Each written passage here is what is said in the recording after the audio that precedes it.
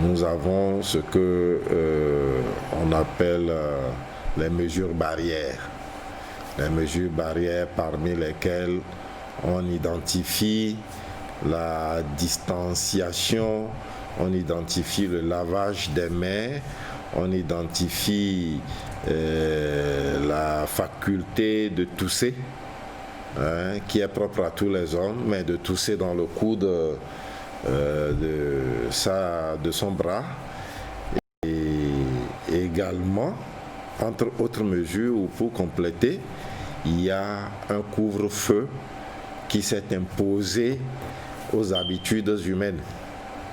Alors, vous savez, l'occasion fait souvent le larron, et les hommes sont habitués à disposer de leur temps. Mais il faut que je saisisse cette occasion pour rappeler à ceux qui nous écoutent ou nous suivent en ce moment que le temps a horreur de tout ce qui se fait sans lui. Qu'est-ce que je voudrais dire par là? Les hommes doivent être organisés. 21 heures, vous ne devrez plus être dans la circulation. Ce que l'homme avisé doit faire, c'est qu'il doit savoir combien de temps il met de son service à sa maison, combien de temps il met de la maison de son parent X à sa maison, combien de temps il pourra mettre entre son point de départ, en passant peut-être par une pharmacie, avant d'arriver chez lui à la maison, et majorer ce temps-là d'un temps d'imprévu. Cet imprévu, peut-être, il n'est pas à pied, il est dans un engin personnel ou en commun.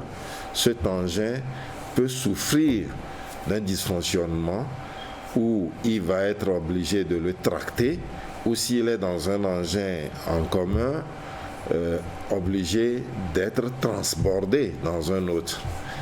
Et tout cela prendra également du temps, et il faudra se donner la marge nécessaire pour gérer cette situation de façon à ne pas s'exposer à la rigueur de la loi ou de la réglementation qui impose certainement une sanction par rapport au couvre-feu.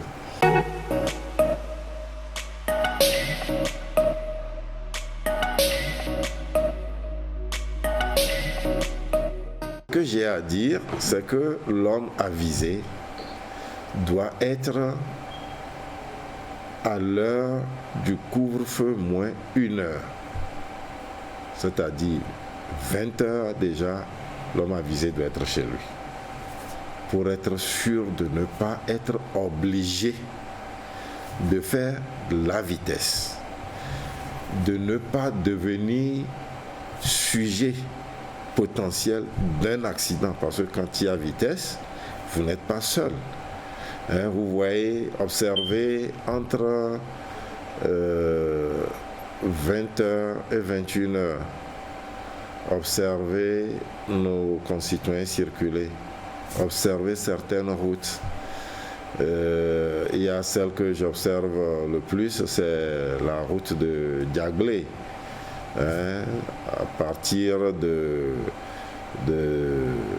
l'hôpital secondaire, l'hôpital chinois, jusqu'à Diaglé, à Veta, il faut pratiquer cette voie-là pour se rendre à l'évidence de ce que je suis en train de dire. Il y a des voies également comme celle d'Adidogome. Vous quittez la lagune en direction de Adidogome, Zanguera, au-delà.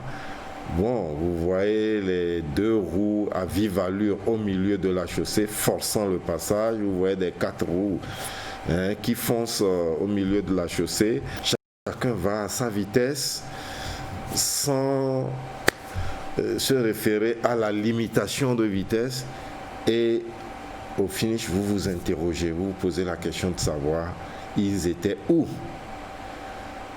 pour être obligés d'exploiter les dernières minutes de cette façon. Alors, c'est ce qui d'ailleurs a fait que sous le premier régime de couvre-feu, qui partait de 20h à 6h du matin, on a déploré malheureusement du 2 au 30 avril, on a déploré plus de 300 accidents. C'est ceux-là qui ont été identifiés, constatés par les services compétents de la police ou de la gendarmerie à l'issue du sinistre. Bon, ceux qui n'ont pas été ou ceux qui se sont achevés à l'amiable n'ont pas été comptés.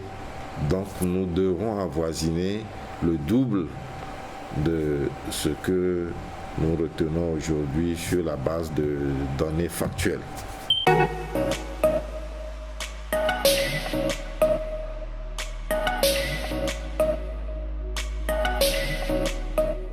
Je répète, le temps a horreur de tout ce qui se fait sans lui.